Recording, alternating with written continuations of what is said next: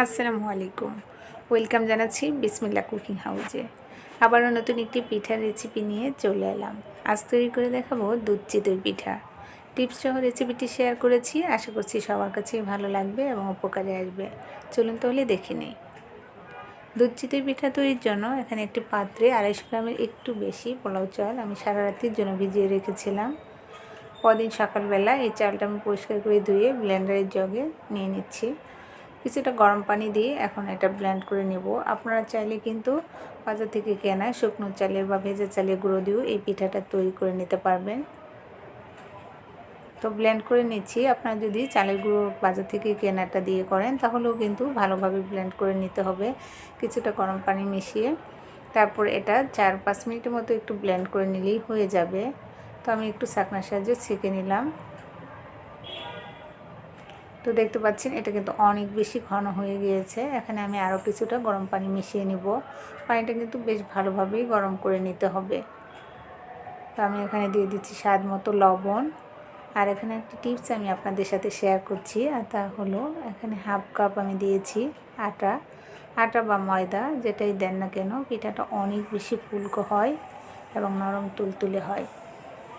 আর half চা চামচের একটু কম বেকিং সোডা দিয়েছি। বেকিং সোডা ছাড়াও কিন্তু পিঠাটা খুব সুন্দরভাবে ফুলে উঠবে, তবে বেকিং সোডা দিলে আরও ভালো হয়, এতে করে অসংখ্য ছিদ্রযুক্ত হয় পিঠাটা। তো এখন আমি আরও কিছুটা গরম পানি মিশিয়ে এটা একটু পাতলা করে নেব।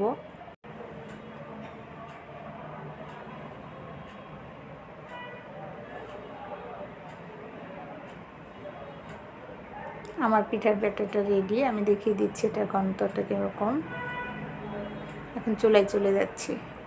চুলায় একটি লোহার কড়াই বসিয়ে দিয়েছি, আর কড়াইটাকে খুব ভালোভাবে গরম করে নিতে হবে। যখন ভালোভাবে গরম হয়ে যাবে ওই পর্যায়ে চুলার আঁচটা কমিয়ে মাঝারিতে রেখে পিঠার ব্যাটারটা দিয়ে দিয়েছি। ঢাকনা দিয়ে ঢেকে কিছুক্ষণ অপেক্ষা করব। কিছুক্ষণ পর দেখতে পাচ্ছেন মাশাআল্লাহ পিঠাগুলো অনেক সুন্দরভাবে ফুলে উঠেছে। প্রত্যেকটা পিঠা কিন্তু একইভাবে ফুলে উঠেছে। সেমভাবে সবগুলো পিঠাই আমি ভেজে নেব।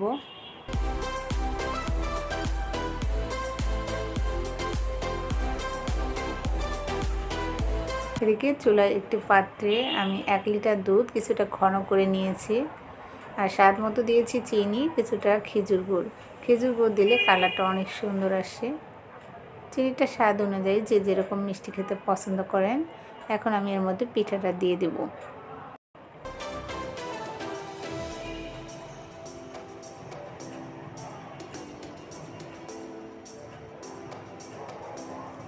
অপেক্ষা করব সারা রাতের জন্য।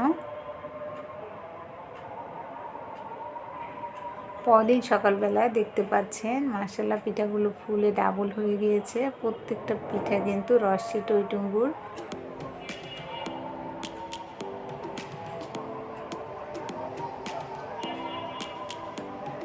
আমি একটা পিঠা আপনাদের কেটে দেখাচ্ছি ভেতরটা কেমন হয়েছে। আশা করছি আমার আজকের ভিডিওটি আপনাদের কাছে ভালো লেগেছে। রেসিপি ভালো লাগলে প্লিজ লাইক, কমেন্ট, শেয়ার করবেন, আর আমার চ্যানেলটি অবশ্যই সাবস্ক্রাইব করে নেবেন। আপনারা সবাই ভালো থাকবেন, সুস্থ থাকবেন, আমার জন্য দোয়া করবেন, সেই কামনায় আজকের মতো বিদায় নিচ্ছি। আল্লাহ।